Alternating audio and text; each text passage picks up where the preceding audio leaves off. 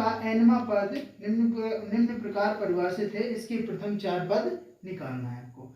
श्रेणी का nवां पद दिया है, जिसमें पहला सवाल है an बराबर कितना दिया है 3n प्लस 1। इसके ये श्रेणी का nवां पद दिया, कितना दिया nवां पद। अब हमें इस श्रेणी के प्रथम 4 पद निकालना है। तो प्रथम 4 पद के लिए हम n बराबर 1 रखेंगे तो पहला पद मिलेगा, n बराबर 2 रखेंगे तो दूसरा, 3 रखेंगे तीसरा और 4 रखेंगे तो चौथा। n बराबर यानी प्रथम पद के लिए n बराबर 1 रखेंगे तो a1 इक्वल टू कितना है 3 इंटू 1 प्लस 1। a1 बराबर कितना आ जाएगा 3 एकम 3, 3 और 1 4, यानी प्रथम पद कितना आ गया बेटा 4।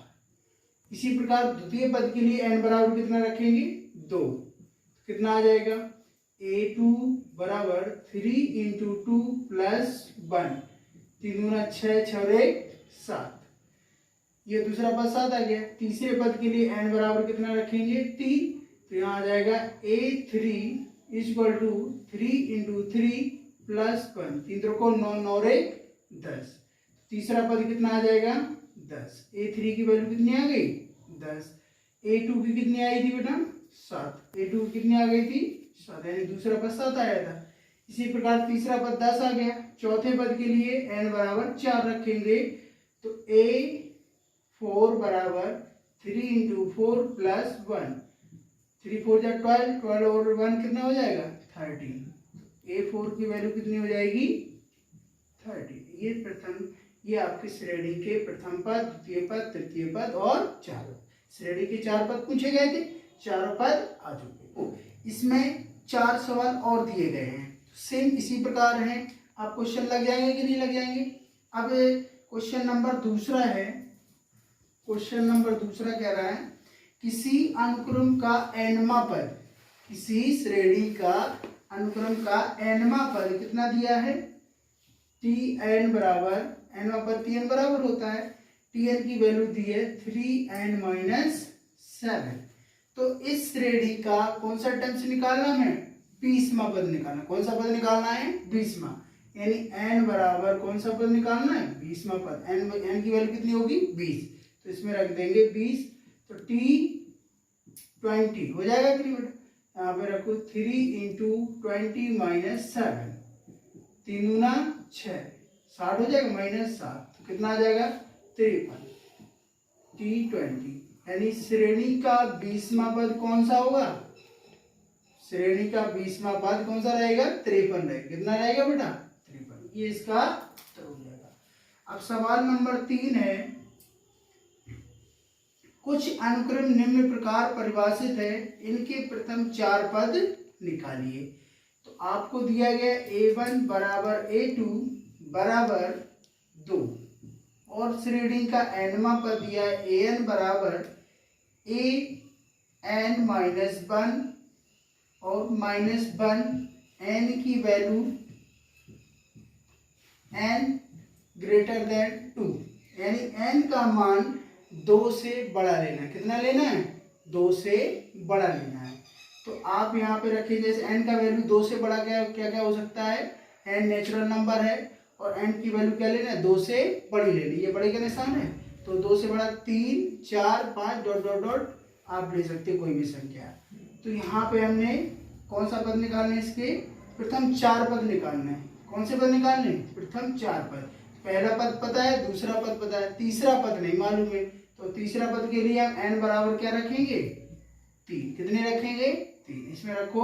तो a n की जगह कितना है 3 रख दिया बराबर a3 माइनस 1 और माइनस 1, तो कितना आ जाएगा a3 बराबर a2 माइनस 1। a2 की वैल्यू समीकरण नंबर 1 इसको मान लेते हैं, a2 की वैल्यू किसके बराबर है 2 के, तो a2 2 रख देंगे, 2 माइनस 1 बराबर 1। तो यानी कि तीसरा वाला पद कितना आ गया हमारा 1 आ गया। कितना आ गया बेटा 1। इसी प्रकार n बराबर हम 4 रख देंगे, क्या रख देंगे 4, n बराबर 4 रखा तो इसमें n की वैल्यू कितना रखना है 4। तो a4 बराबर a4 माइनस 1 माइनस 1, तो a3 माइनस 1। a3 की वैल्यू हमने इससे निकाली, इसे सेकंड समीकरण आप मान सकते हैं। a3 की वैल्यू कितनी है 1, तो 1 माइनस 1 इक्वल टू 0। तो A4 यानी कि चौथा पद कितना आ जाएगा बेटा 0। तो आप श्रेणी के 4 पद निकाल लेते जिसमें 2 पद हमें पहले से दिए गए थे। पहला पद 2 था, दूसरा भी 2 था, तीसरा 1 आया, चौथा कितना आ गया 0 आ गया। कितना आ गया बेटा 0 आ गया। कोई दिक्कत? ठीक है ना। श्रेणी का अनुक्रम का nवां पद Tn बराबर दिया है n³ माइनस 6n² प्लस के 11n माइनस 6। और इसमें आपको दिखाना है कि इस अनुक्रम के प्रथम 3 पद क्या है शून्य है। क्या है बेटा शून्य है।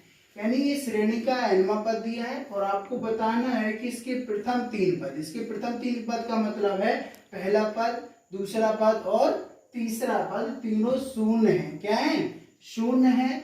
और जो इसके आगे जो पद हैं वो कैसे रहेंगे धनात्मक हैं। तो आपको ये सिद्ध करना है। तो पहला पद, दूसरा पद, तीसरा पद हमें शून्य दिखाना है और इसके जो अगले पद होंगे वो शून्य तो नहीं होंगे, हो सकते हैं शून्य भी हो या नहीं भी हो सकते हैं, लेकिन ये दिखाना है कि वो धनात्मक होंगे। क्या होंगे धनात्मक। तो इसका हम प्रथम पद निकालेंगे। प्रथम पद के लिए n बराबर क्या रखेंगे 1। चेक कर रहे हैं तो यानी कि T1 बराबर क्या हो जाएगा 1 का क्यूब माइनस 6 इंटू 1 का स्क्वायर 11 इंटू 1 माइनस 6। ठीक है सॉल्व करो। 1 का क्यूब 1 का स्क्वायर 1 का इसमें गुणा करोगे 6 प्लस 11 माइनस 6। कोई दिक्कत? 11 और 1 कितने हो गया बेटा 12। 6 और 6 कितने हो गए माइनस 12। ये कट जाएंगे कितना आ जाएगा 0। तो प्रथम पद क्या आ गया बेटा 0। कोई दिक्कत? इसी प्रकार द्वितीय पद के लिए n बराबर 2 रखोगे तो इसमें 2 रखो तो T2 बराबर क्या आ जाएगा 2 का क्यूब माइनस 6 इंटू क्या हो जाएगा 2 का स्क्वायर प्लस 11 इंटू 2 माइनस 6। कोई दिक्कत? सॉल्व करो। 2 का क्यूब कितना होता है 8, 2 का स्क्वायर 4 4 6 24 प्लस 11 दूना 22 माइनस 6। तो आप सॉल्व करेंगे देखो कितना आ जाएगा बेटा प्लस प्लस जोड़ दो 22 और 8 कितने हो गए 30 और 24 और 6 कितने हो गए माइनस 30। ये कट जाएगा 0 आ जाएगा कि नहीं बेटा। कोई दिक्कत? अब इसका तृतीय पद के लिए n बराबर क्या रखेंगे 3। तो इसमें 3 रख दीजिए कितना आ जाएगा बेटा T3 बराबर 3 का क्यूब माइनस 6 इंटू 3 का स्क्वायर प्लस 11 गुणे 3 माइनस 6। 3 का क्यूब 27, 3 का square 9 9 6 54 plus 11 3 33 minus 6। Plus plus के जोड़ दो 33 और 27 कितने हो गए बेटा 60 हो गए कि नहीं। 60 माइनस के 54 और माइनस 6 माइनस के 60 दिस कैंसिल ऑफ 0। तो आप देखेंगे देखो प्रथम पद 0 आया, द्वितीय पद 0 आया और तृतीय पद 0 आया। तो एक स्टेप उसका सॉल्व हो गया कि नहीं। ये बता रहा था कि उसके प्रथम 3 पद क्या होंगे शून्य होंगे। क्या होंगे शून्य।